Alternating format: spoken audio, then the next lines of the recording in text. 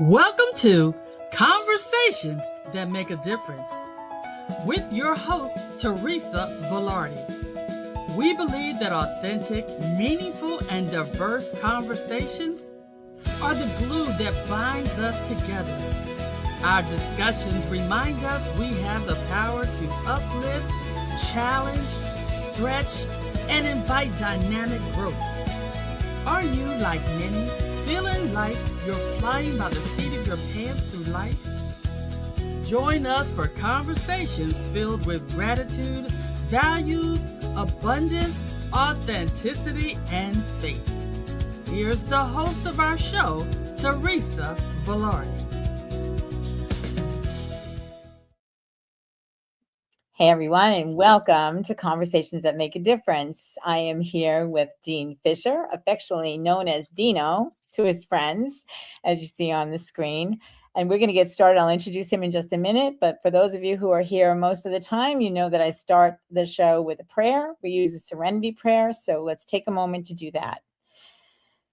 God, grant me the serenity to accept the things I cannot change, the courage to change the things I can, and the wisdom to know the difference. And I also want to say that it is by God's grace that we are fabulous, blessed, highly favored, living in our greatness, using our gifts and talents to make a difference in the lives of others, and all of God's great universe is conspiring and collaborating in our favor. And together we say, Amen. Amen. Hey, Dean, good to see you. My friend, it's so great to see you today, too. How are you? I'm good. Awesome. It's finally getting to be a little bit warmer on the East Coast. Yeah. Getting around. We're enjoying the good weather out here on the West. That's for sure. That's good. That's awesome. Let me tell everybody a little bit about you. I'm going to read your bio so I don't leave anything out. So Dean Fisher is an accomplished certified meeting professional with a wealth of information and experience spanning over 3 decades in the 5 diamond events industry of Las Vegas. As a meeting broker and meetings made easy, he leverages his executive hotel expertise to give his clients insightful advantages in contract negotiations and develops synergetic relationships with hospitality partners. His extensive knowledge of property sales and large event operations enables him to navigate the complexities of site selection worldwide with ease. Alongside supporting his clients' meeting and event strategy, Dean is an avid traveler and loves to golf with his family. He is also passionate about speaking on personal growth and development aimed at enhancing our industry's collective strength on his podcast, Leadership and Enlightenment. And we'll give you contact information and the podcast information before the end of the show. So welcome aboard, Dean. Oh my God. What a pleasure. I'm so privileged to be here with you today to have this conversation, my friend. Thank you. So we decided we were going to talk about getting comfortable with being uncomfortable. Isn't that the topic of the day? I am living in that right this moment. Yes, you are. And I think we all are in one way or another. The world is a crazy place. And we've got to find our way. What are some suggestions that you have that you use for yourself in order to be able to get through situations like the one that we just faced so that you can find your way to a place of comfortability in an uncomfortable situation? Yeah, it's almost a hallmark of the way I see my life right now. So everybody knows I'm driving down the highway, getting home for what I believe the appointment was going to be within an hour. And it turns out it's right now. And I said to Teresa, well, it's not no, just give me a moment. We need to adjust. And I found, the biggest change in my life came out of my corporate world when I started working in my entrepreneurial mindset is to allow life to happen around me. Rather than trying to constantly force it into these lanes that I think it should sit in. And, this circumstance especially, like I would love to be home in front of my computer in my studio right now that I use to record my podcast. But you know what? It's a unique setting.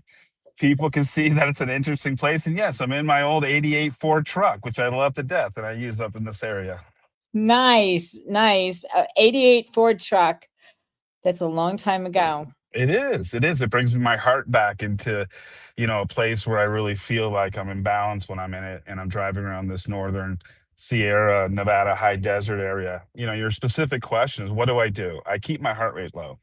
Mm-hmm. When things hit me and I feel like I want to jump up, my first instinct is, let's keep that lower for a second, because I believe I really can think through, or at least feel through things a lot stronger when I'm in that heartbeat that's in that 90s, rather than letting it jump up into 99. And oh my gosh, we have an issue at this moment. And that is probably my biggest lesson to myself consistently, is trying to keep my heart rate low.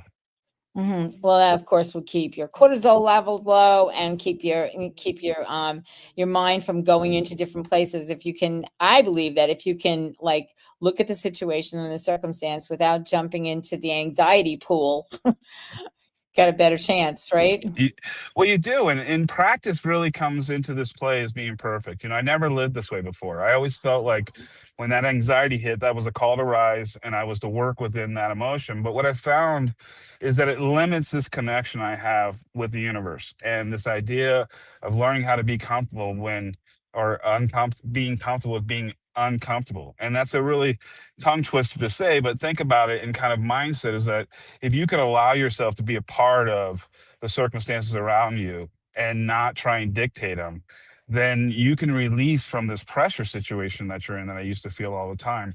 And I had a mantra that I used to look at it like I would plan 80% of my life and live through 20. Now I try Mhm. to plan 20% of my life and live through 80. Wow. I say to myself constantly, like, the best stories you've ever heard start out with, it didn't happen exactly the way I expected. So why do I live so expectingly? Every day needs to feel like it's within this flow, and I adjust around that and still hit my goals and my marks. Right. Go with the flow. Exactly. And that's the best way to do things. With stuff, as you were talking, I was thinking about a line that Tony Robbins says all the time: things don't happen to you, they happen for you. Right. Yes. So, Yeah. and usually in the end, we always figure that out. In the end, we say, well, that was pretty good. What can I take away from that? Oh, I realize now that this wasn't something that somebody did to me or something happened to me. When I come out the other side, I recognize that it happened for me. Is that your Yeah. general experience? Yeah. Yeah. I take it another step to what is happening for us. Mhm. And especially in a lot of family conversation, a lot of times we'll be offended by a circumstance that we address from our perspective, but we forget Mhm. that that also may be a lesson for us to learn from. Mhm. And when we can see the circumstances around us happening for us, where your community around you is also experiencing this through you, you become part of a bigger, what I would call, connection or relationship to what's going on around you, where everybody's input and everybody's actions are also creating these reactions within you and this anxiety. It's almost like your bloodstream's on the outside of your body as well. And to take Mhm. that in consideration and how that all affects, there's probably a long-term goal in mind for these actions that happen to you. And then there's also these short-term things that happen. I had this great story the other day. I was trying to catch a flight. An older car I drive back and forth to Reno blew its head gasket out of nowhere. Wow. I'm in a place where my first instinct would have been, oh shoot, I'm going to miss my flight. I'm in big trouble, and my heart rate would rise. But in this circumstance, after I called my wife and asked her to come pick me up because I was stuck, I heard this little voice said, "Why don't you check Uber?" And my monkey brain says to me, "Nah, the Ubers don't come out here. You know that." And my heart says again, "Why don't you check Uber?" And I let my heart override my monkey brain now. And I said, "All right, I'll check Uber. Let's see." And it turns out there's a guy that just dropped somebody off across the street getting gas, and he could pick me up within a minute. Oh, wow. I'm on my way to the airport without missing maybe 8 minutes in the journey. I still have my 30 minutes to figure out coffee before I get on the plane. And I had to look at that as like, hey man, I'm not in control of that. Yeah. That is what's happening around me. Now, I can either choose to not listen to it and call my wife, have her pick me up, miss the flight, and go through that, or I could listen to that little voice within me. Mhm. And I think that that's what comes from when you really start to experience this idea of this connection and how to be uncomfortable. Being comfortable, being uncomfortable, is that, I couldn't have fixed that situation. So I have to start to breathe into it. I have to keep my body at a certain level, and I have to start to think in a certain way to allow these things to happen and help. Yeah, exactly. I had a similar situation happen to me last weekend. I was down in Philadelphia with a bunch of people who were getting together to break a Guinness World Record for the number of people signing a book simultaneously that we had all written in. And I submitted something to this book, and I was part of this thing, and we beat the record. We beat the record. So Guinness Book of World Record holder here. I will get a certificate Congratulations. saying that. I just think it was just so fun. It was just like, well, okay, whatever. Is it going to do anything for me? I don't know, but it was just fun to be with these people. So I'm leaving. I'm getting ready to come back. My son had come. My son had come into town, and he was here while I was in Philadelphia. And so I get my car, I'm leaving, I'm ready to go. My GPS tells me to turn a left out of the parking lot onto a one-way traffic going the wrong way. But all the cars were at the traffic light. I could see that. I said, oh my goodness, I'm in the right lane. Let me just make a right onto another street that was going the wrong way. So I see this little place where I can turn around. So I go to pull over and my tire blows out. I hit the little curb and the tire blows out. I'm like, okay, what am I going to do with this now? I don't have my AAA card, but everything happened. Everything was set up for success. God was in the middle of the picture, regardless of whether or not I wanted to believe it. I got my son to send me my AAA card. I called AAA. Within 2 hours, I was back on the road with not only my tire changed, but a new tire on the car. So everything happened in success. And I have to believe that it happened the way that it did to avoid me having to be part of something that may have been harmful or may have been more of a delay in getting home. So yeah, be uncomfortable, get comfortable with being uncomfortable. In a nutshell. And really get about the fact that when you are uncomfortable, like the magic of life happens. Everything when it's warm and comfortable, that's not where the magic happens and the excitement. And I'll tell you, to finish the story, when I got picked up on after the week's trip, I had this amazing conversation on the way back to take the car back out to my land that I live in up there. Hang on one second. Your audio is going in and out. So now the video. Okay, let's see. Go ahead.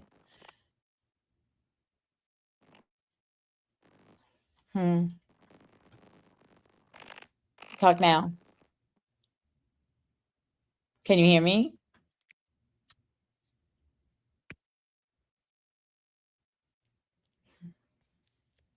Is that better? Yep, that's better. Okay, yeah. So say what you were saying about coming back. I have a problem with audio on this side. I hope it's not coming on your side. We just had an amazing conversation, and I had to take into consideration that was a part of the whole experience, and that it wasn't just this space where my factors had control, but now I'm taking a tow truck ride with this individual, and we're learning from each other, and I have to see how this still is feeding this that I didn't have to fix it. And there was only one person in my life that really reflected in when my wife called on the trip and said, what are we going to do? And that was the last thing I thought about. I'm like, well, the car's older. I'm going to be able to fix it probably down the road as some sort of a project. But it was never in the consideration of the whole process. I was comfortable with it not being fit and being able to move on with my daily life and understand there'll be a place for that down the line. Exactly. The situations happen, and you'll take care of them later on, the best you can. So yeah, hey, life happens. Life doesn't wait for us to be ready for it to happen. No matter what we're talking about, it's just got a lot of twists and turns these days, every day. Every day, right? So let me ask you another question. How does someone who is really like going through it, let's say, what's the first thing that you would recommend for let's say somebody wants to make a real change in their life? I'll use a situation where most people want to lose a few pounds here and there, and they get so far, and then they stop and they go back to the other habits. Get comfortable being uncomfortable is one of the first things I think that we have to do. I'm saying we because I'm included in this conversation.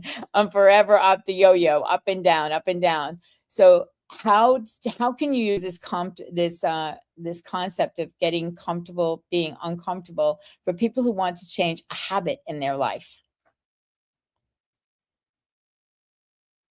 Totally no sound.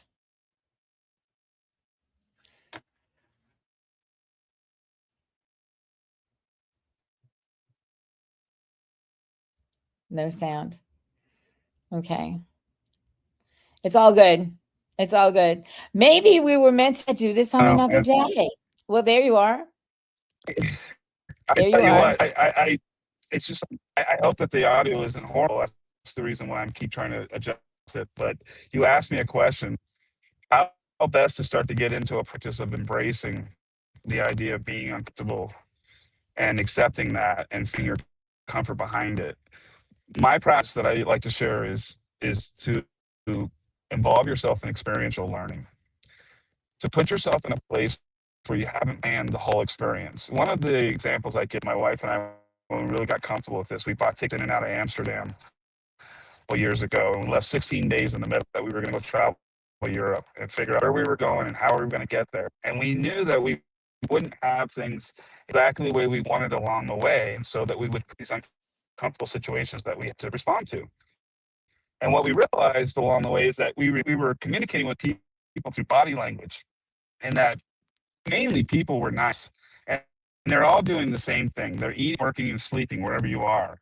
And if you respect their boundaries or their home, and that you're a visitor in it, all of a sudden this amazing communication started happening. And I started learning about myself and how people saw me by putting myself into these uncomfortable situations. So that's my first tip, is that if you like to live in a way where everything has to be in order and you have to have this big plan, I would say stretch a time frame in your day where you're not in a plan and see what happens. And as you go along in that plan during that time frame, whatever makes you feel uncomfortable, whether it's the cashier at the store that's addressing you in the wrong way, or maybe the traffic you're in, or maybe it's just the weather, you're uncomfortable where you are, start asking yourself these why questions, like, why do I feel this way right now? What is Mhm. it about this situation that I'm not responding to in the way that's making me feel comfortable?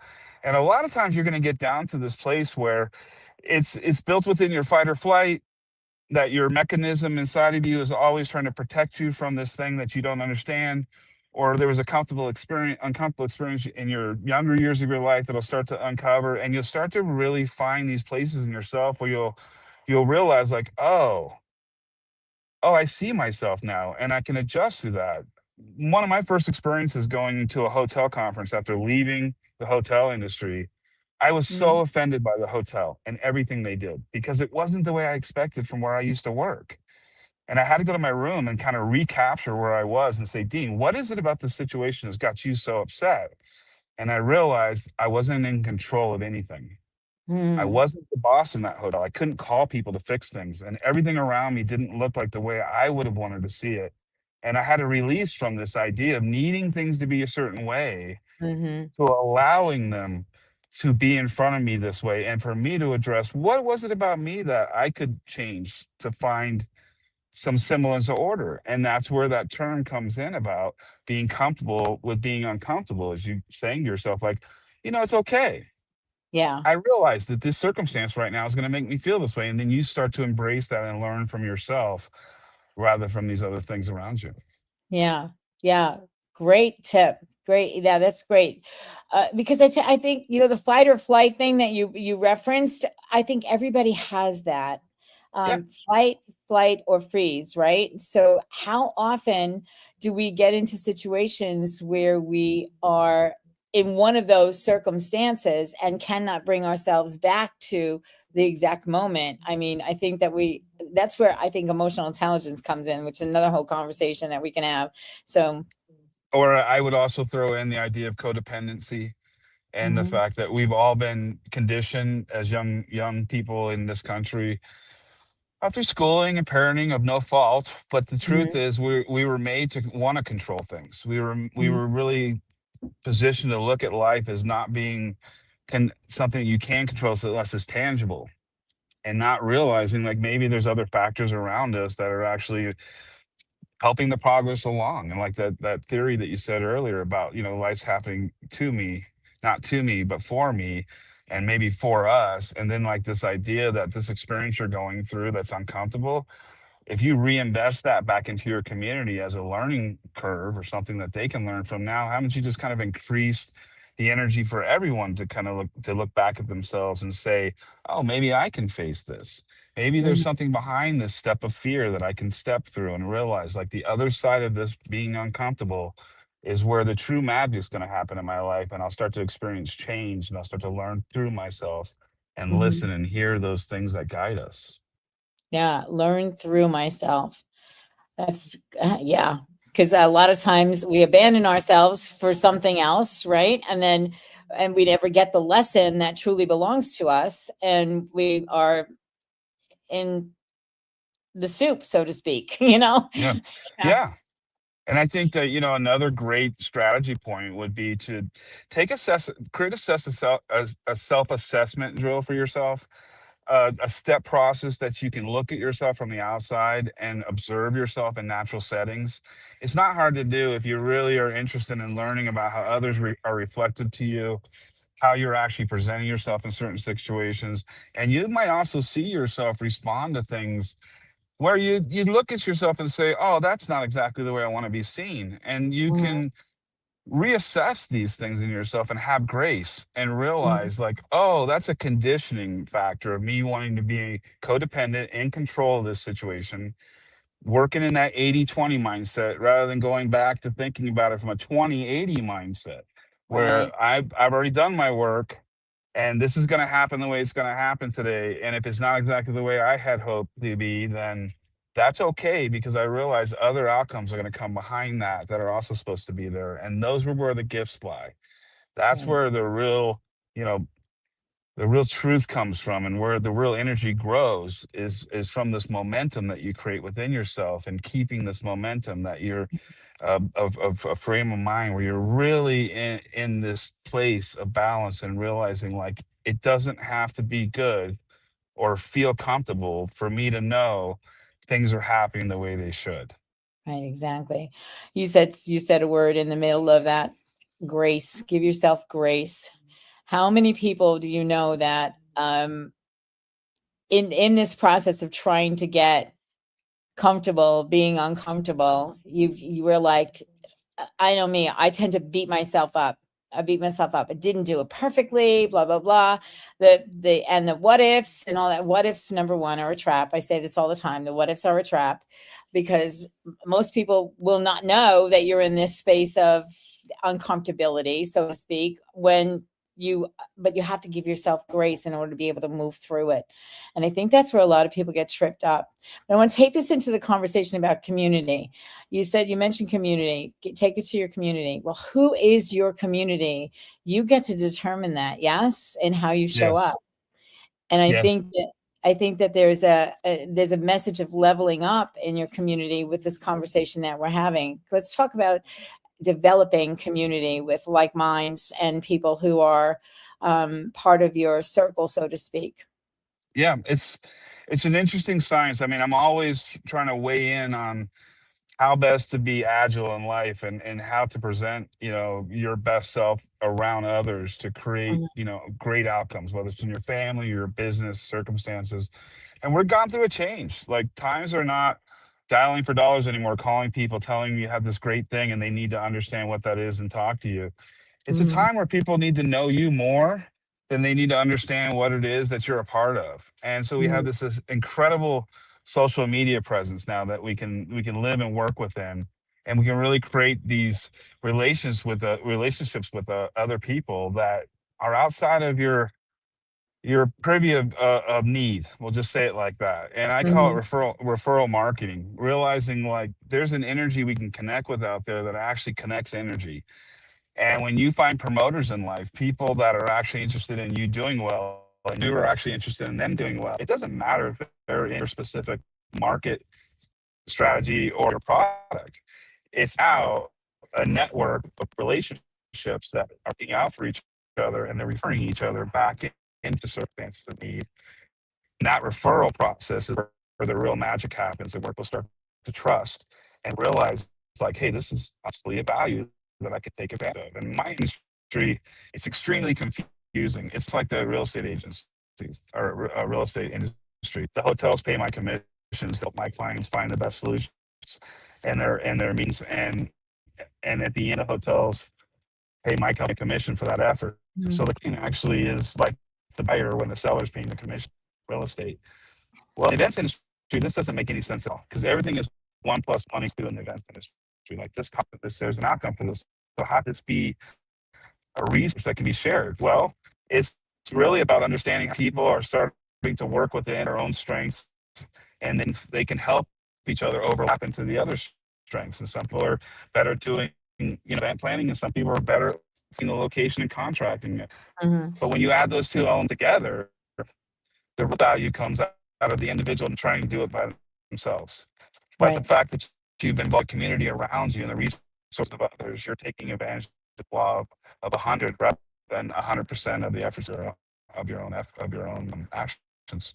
Right, exactly. And that being said, I mean, nowadays you just talked about playing into people's strengths, make sure that they're operating in their strengths. Like my team, that's the conversation that I have with my team all the time. I want them to work in their strengths because that's where they are most comfortable. That's where they are happiest. That's where they get to show up and shine with what they bring to the table, so to speak. And you're absolutely right. The referrals in community are definitely alive and well. And the way that I think marketing per se is going these days, because you build relationships. It's not just about the conversation and the connection. It's about building the relationship with people Yeah. in order to be able to get to that place of know, like, and trust, where you actually find the comfort of being in a working relationship or otherwise with those people. Yes. It's true. I mean, I develop analogies for everything I try to remind myself in life and what I like to share. And I see it as this big ethereal bank. I realized along the journey of experimenting in this that when I invest into other people just for the sake of investing in them, whether it was a great conversation or making a connection for them without needing anything from it or expecting an outcome, which is hard in sales because you're always trying to balance your efforts. But when you Hmm. truly believe your place is just to be in that circumstance, I would experience this amazing referral 2 days later that would come out of Hmm. thin air. And I had to Hmm. recognize that, like, value in, value out. Like it's the yin and the Exactly. yang theory, but it's not Yeah. within the individual anymore. It's within this idea of investing in something bigger, like Right. this energy that you're going to be part of something bigger, and that this world and this business and you are also connected to all these other things that you're a part of.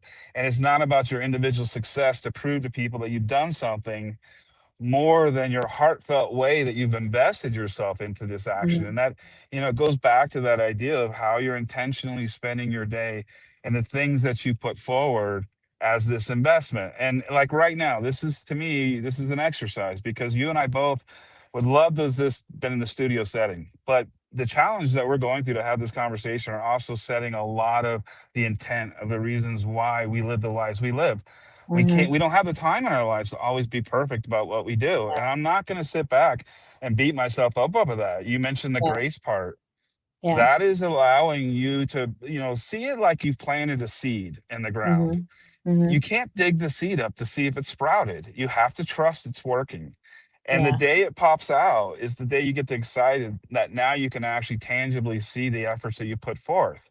But this Hmm. is happening constantly around you. You're not Yeah. able to see like the end result. And Yeah. I framed it in like a 9 month theory mindset that if you're able to keep within your mental momentum and consistent about whatever this project is, or whatever the Hmm. experience you're trying to evolve through, family, emotionally, whatever it is, and you maintain for 9 months this ideal that you're going to get to, it will come to fruition and you'll be able to see that plant pop out of the ground. If at Exactly. any time during that 9 months you decide to dig in there and check the seed out to see if it's working and question this thing happening around you and not just do it, you kill the opportunity. You got to start over and put another seed in the ground. Hmm. But the great news is you get to start over again. 9 months Yes. later, it's going to pop out. So you've never lost anything. You're just constantly learning Hmm. how to trust that we're not always in control of everything around us just because we can't see it. And the Exactly. more we invest into that, the more we start to see it invest into us.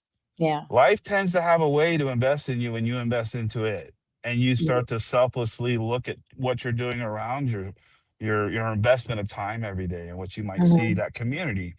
And I think it's a responsibility of ours to take the lessons of our lives and the struggles and communicate that back into the collective somehow, so that in its essence, everybody can draw from this ultimate learning example.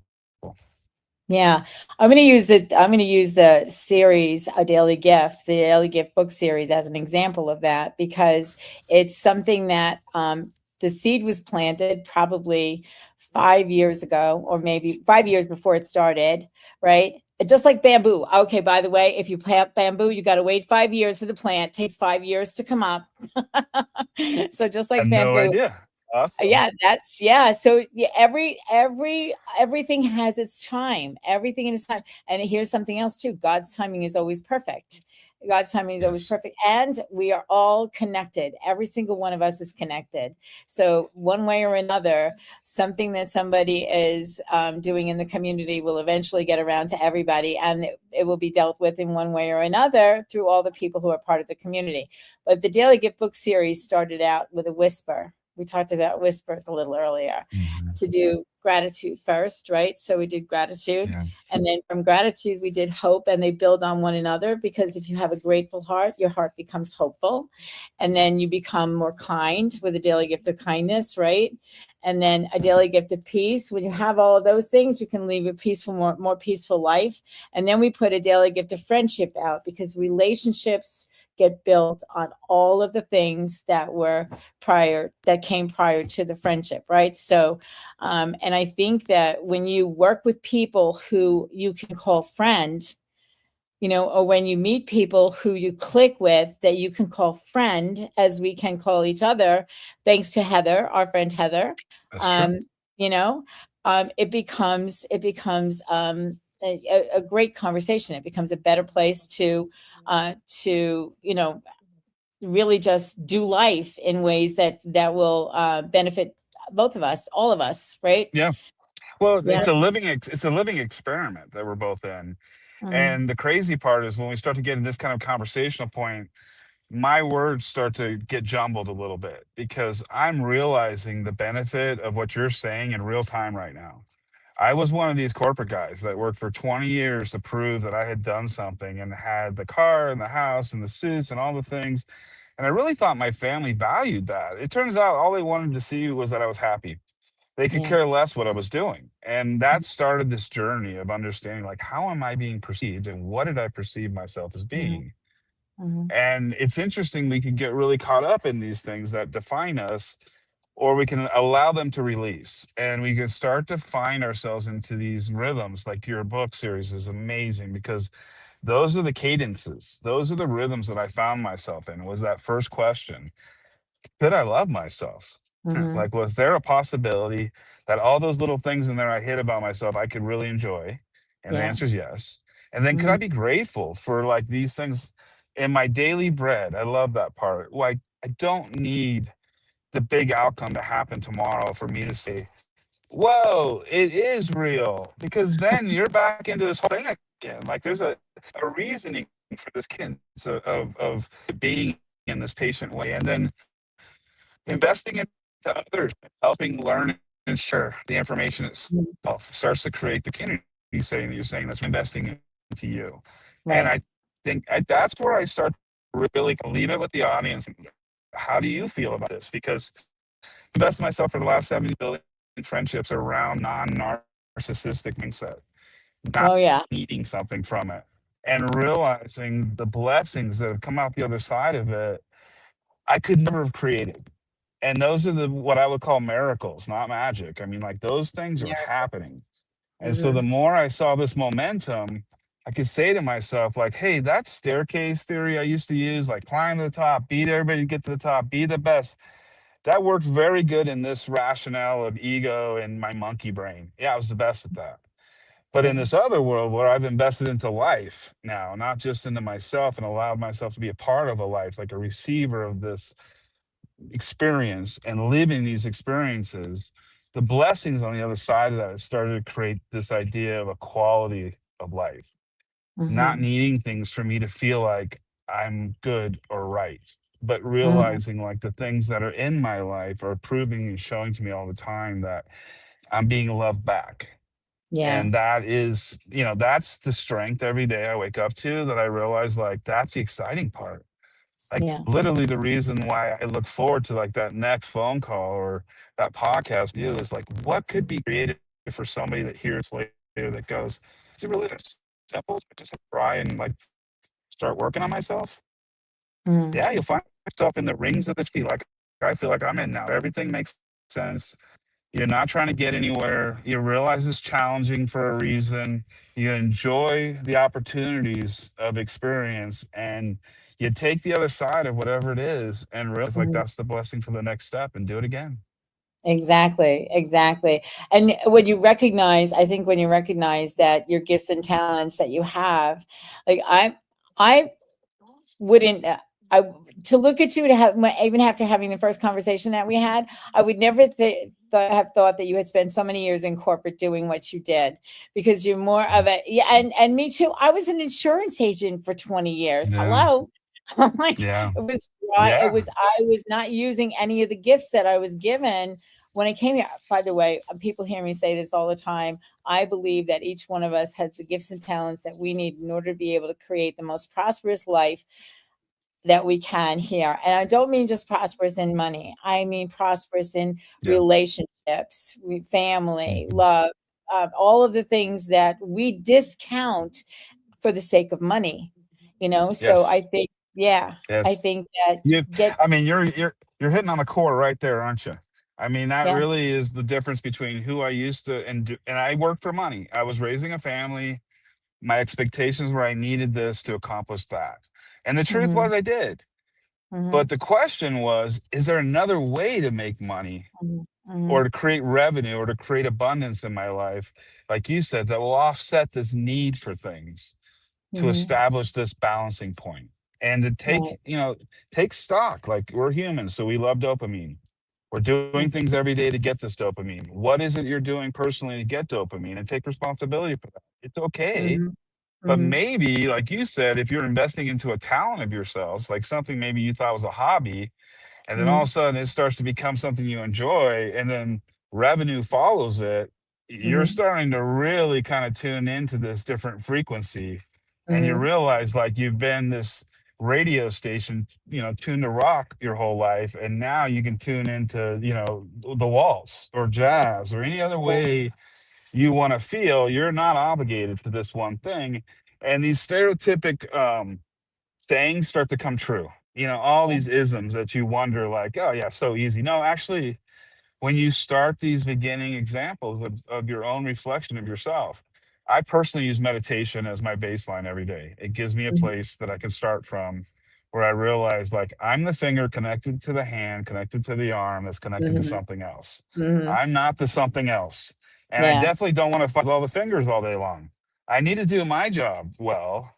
And I need to figure out in the beginning, I don't know why every morning I have to remind myself, like, you're the finger. You're not this whole hand. You're not this whole thing. And you really just need to enjoy the fact that the experience of that touch every day is my job to report back. Like, this is what happened, God. There you go. I went through it, and here I am on this side of it. And so I don't know exactly what you want to have come out of this, but I'm so grateful you gave me a chance to be part of the play. Wow, so exactly. cool. Exactly. Yeah, just like the series. I can't do the series by myself. It's lots of voices talking about the same topic, and we get to be on the other side of it, all holding the book that we've contributed to, right? So that's where you said something about music. I want to tell the audience about this. I want to tell you about this too.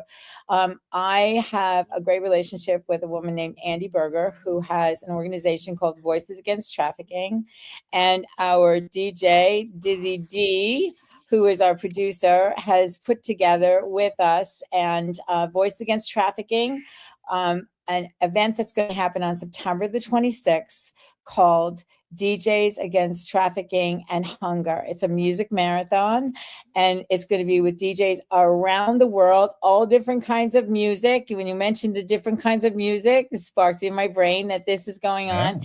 See, all connected, It one is. way or the It other. is. So, Yep. yeah. So we're gonna have some panel discussions. We're gonna have music from DJs around the globe, and we're going to just really pour into people who are you know cannot care for themselves because they're either trafficked, or they're hungry, or they're helping. There are lots of people who are helping people to get out of circumstances and situations that sometimes are beyond their control, and that's what this community is.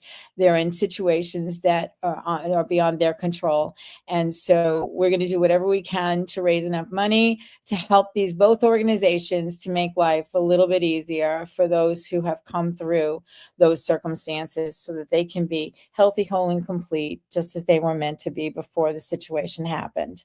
So I hope you'll join us. Hope everyone will join us on the Soul 105.3. Get the app. Just go to your app store and get the Soul 105.3 and join us on the 26th of September. We're excited to bring this information and excited to support this cause. So thanks. Awesome. And so, yeah, so here, community, bring it together. You can pull people from all over the world who have the same vision as you, and get through it, regardless of whether or not they're comfortable. Somebody said to me, talk about being get comfortable. Yeah. Get comfortable being uncomfortable. My circumstances and my situations that led me to start writing and to start stepping out of the box, so to speak, where I was based in fear. I was like, what if so-and-so finds out I'm talking about them in this book? Yeah. Even though the names can be changed to protect the innocent and the guilty, but they will know. And then I realized that people who I was talking about, or I had experienced in my life, that may or may not have ended up in something that I wrote, they don't read books anyway. So get Well, out of it. get out of your own way. Realize it is the message you're sharing. I was so interested. You have such a power behind you and bringing your community together. I was enamored the first time we talked. I loved your story. And how did you really start to get into it outside of your other career yourself? Um, it was a push from God. It was a push from God. I was an insurance agent for 20 years, dry business, talking about insurance. I mean, I could do my job and do it well, but my heart wasn't in it, Hmm. and I was uncomfortable. Yeah. And Yeah. so I decided that my circumstances led me to a situation where I really felt like I had to move from where I lived, because I and my child were in danger. And Mm. so I just picked it up and moved it. There was a circumstance that happened that brought me from point A to point B, which ended up to be something that wasn't for me, but brought me to a place where I needed to be. Okay. There you go. So Yeah. there you go. And then from there, I set up my studio, the pottery studio. And it was at the pottery studio, which was a very spiritual experience for me. And I knew it was a gift, because the first time I touched clay, the teacher said to me, "You've done this before." And I'm like, not in this Oh, lifetime. I don't know if there is more yeah. than one life, but it was something that soothed my soul. I knew that it Yeah. was a gift. And so I did that for a long time. And then I said, I had a conversation like, what's next? Is this what you want me to do? Is this what I'm supposed to leave behind? Because I do believe that every one of us is supposed to leave something to Hmm. make this world better, a legacy of some sort, regardless of what Hmm. it is.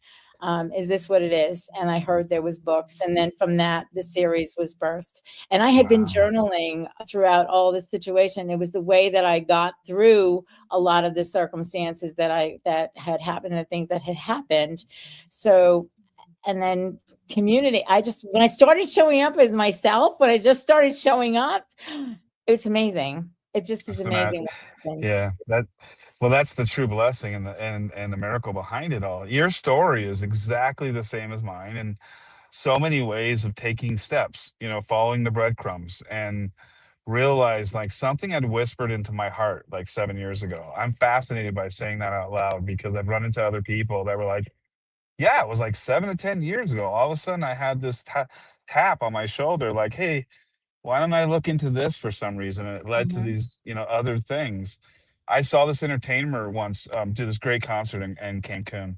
And the setting to me just didn't define on the front end logically that this would happen. But the guest Mhm. had this amazing evening. And I saw this light shining out through this band, through these people, and they just all like got into it. And it didn't cost them anything. The person that was singing to her, the band itself, wasn't like, the top of the line necessarily, but they had something in them. And at the end, I started investigating, and it turns out like they had this light. And I thought to myself, well, is that because they're talented, or they're in a specific situation they're supposed to be in? Mhm. Turns out it's the second thing. And everybody has this ability to find this place where they can shine a light through themselves that affect others in this Mhm. way, like you said, that are changing, the topography of it or the stitching of the master quilt of humanity. And Mhm. realizing, like, look, guys, it does matter that you're facing these fears that you're facing Yeah. every day, Yeah. and that you're working through these things. And I'll leave this next little tip of advice if you're in a tough situation. My mother recently has been living with us. She's in stage dementia now, and it's obvious how we're going to go into this throughout the next few years, and God willing. But in the beginning, it was super upsetting and uncomfortable for everybody. We just didn't get it. We didn't understand what had happened and what we were dealing with. And I decided to take 90 days before I allowed myself to think, feel, or do anything about it. I just said to myself, let's give this 90 days and see on the other side of that 90 days where you're at before you do anything, or how you feel about this, or making any adjustments to the living situation. Let's just be. And it was an amazing experience because after about 30 days, I could definitely reflect on, hey, things are difficult, but they're not as difficult as they were 30 days ago. Mhm. And at 60 days, I could say to myself, like, hey, we're finding, answers to these questions now. And we've put strategies in place and we're all getting along well and it's working, and she's getting healthier. By the 90 days, she walks into my office and asks me about her life, and she said she felt she could trust me in asking that question, not knowing I'm really her son. But it was so heartwarming to me to realize, like, yeah, at 90 days, she even felt more comfortable with the Yeah. whole thing. And I was able to say to myself, like, look at the experience you just went through and the lack of emotional stress and turmoil that you did. And I still deal with these things now, even after the 90 days, but they're not about fixing it more than they are about finding solutions around how am I supposed to relate to this? And Mhm. is this something that happened in my childhood that maybe I have an opportunity to release this pain now and not Mhm. have to hold on to this anymore? So, like, the gifts became we gifts, like you said. It was happening to us now. It wasn't Yeah. just her, it wasn't Yeah. just us experiencing it. It was like this ideal that we were coming through and really learning about all of ourselves. And we got to know Sharon, the lady before she had me, my mother. And that's, to me, that's exceptional. Like, how do you ever get to know your mother before she was actually your mother? So Mm. there's really neat things that came out of it. And I felt strong about not being upset for 90 days about it Yeah. before I decided to take some action. And so that's my piece of advice I'll leave for you. If you're going through something in life right now that seems so overwhelming, Mhm. give it 90 days before you do that digging process that you normally would do and try to fix everything and make it feel like Yeah. I did. Yeah, you're Yeah. not walking north anymore. You're walking west now, and that's okay. You're still walking and you're still living life. Nothing's Mhm. necessarily changed. It's just difference in Mhm. perspectives. Yeah, it reminds me of the saying, "Let go and let God." So you've given yourself these 90 days. Let go of what you can control. Figure out what it is that you can, and let God handle the rest. So that's where that comes in. That came into my We mind we keep immediately. yeah we keep following these mathematical equations. I like to live life like it's math. We use this theory of 90 days. We use this theory of 9 months of, it's very similar to the thing when you're talking about starting a business or something like that. Um, all of these steps to consider are really mathematical ways to show your mind a way to learn a lesson from a baseline that you can see, and to take accountability for these things that you're experiencing from your perspective and how you feel about it. It is really true. You're responsible for how you feel about things. I never believed it before until I learned what that meant. But now I realize, like, when I get upset about something, that's not the other person. That's me seeing myself in them through that mirror and realizing that's unfinished business. I need to get in there and look into myself and go, what is it there that just stimulated that? Because I was in a great mood just before that. So something just happened and I got to figure out why. Yeah, exactly. Well said. You got to take responsibility for your feelings. And yeah, and we all have challenging relationships. We all have, you can choose your friends, but you can't choose your family. A lot of those challenged relationships are in the family situation and circumstance, my family of origin. And we learn where the boundaries are, not just for them, but for us. For us, the boundaries need to be for us in order for us to be able to maintain our integrity as to who we are and how we show up in life. And other people's circumstances may not have anything to do with that. And sometimes you just got to let the situation go. They have their own path, so.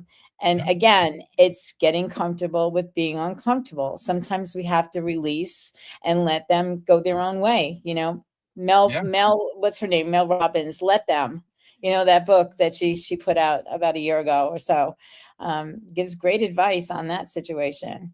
Can't control anyone but ourselves. That was a hard lesson for me to learn. Mine too. I think it started to develop when I started to hear my own personal language with the universe. And that was through meditation. When you first get into it, it sounds like a bunch of noise, nothing makes sense. But after a couple of years, I'm sorry, it did take that long for me. I started feeling these senses and signals that started giving me a much stronger ability to understand what was happening to me and outside of me. And then that gave me this balance point where I could start to perceive it the way you and I were speaking from it. Yeah. Yeah. It takes time. It takes insight. It takes integrity, and in order to be able to come forward with who you are authentically and how you show up. And I think that this conversation about getting comfortable, about being uncomfortable, with being uncomfortable, is one of the ways that we actually find out who we are, who we were created to be. Yes. So true. And Yeah. again, not to beat the horse, but today's example was a prime of that. Yeah.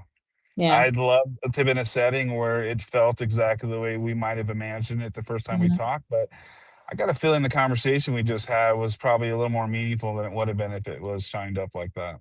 Yeah, you're probably right. So we're coming to the close of our time here. We have about a minute left. Dean, would you tell people how they can get in touch with you, what you've got going on, and where they can listen to your podcast? Oh, absolutely. I hub out of LinkedIn. My main site of communications and connection is out of LinkedIn. You can find me on there under DeanO Fisher. I love my podcast and the idea of having bottom up conversations with individuals in life about, how essentially the conversations that you and I just uncovered and how it affects them. The podcast is called Leadership Enlightenment. I'm sure you'll have it in the show notes as well. And it's really a conversation with like-minded beings as we are and how they're enjoying this experience along the way. You can reach me at dfisher@meetings with an S, me.com as well through email. It's been a pleasure talking to you today, my friend.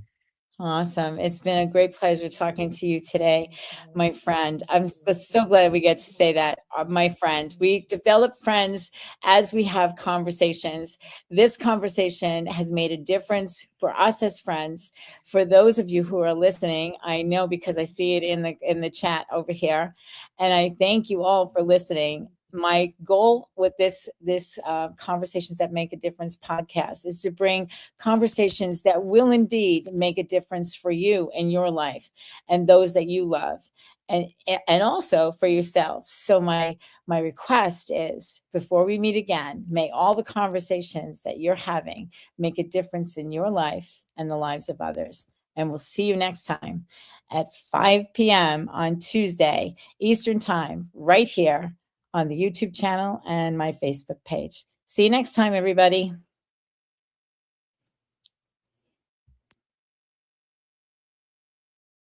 That brings us to the close of another episode of Conversations That Make a Difference with host Teresa Velardi. We want to sincerely thank you for tuning in and sharing your time with us today. Our greatest hope is that today's discussion inspired your personal growth, encouraged you to share your unique gift, and gave you the courage to write your own magnificent story. If this message resonated with you, let's keep the conversation going. Take a moment to like, comment, and subscribe on YouTube, and follow us on our Conversations That Make a Difference Facebook page. This will ensure you never miss a moment of inspiration. We air new episodes every Tuesday at 5 p.m. Eastern Time. Don't forget to like, comment, and subscribe. It truly helps us reach and empower more people. Until next time, keep making a difference. We look forward to welcoming you back next Tuesday to our next conversation.